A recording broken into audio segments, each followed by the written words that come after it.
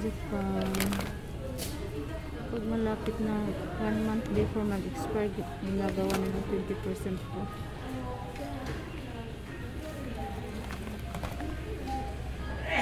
Pag 2 days or 3 days before, 50% off na.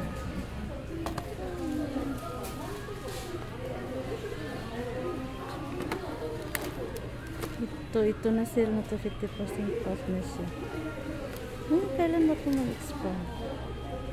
Ngayon sa August 23 pa siya mag-expire. Pero 50% off na.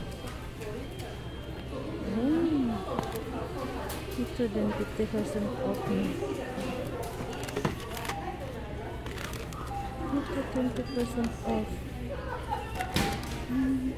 Ang dami mga pagkain.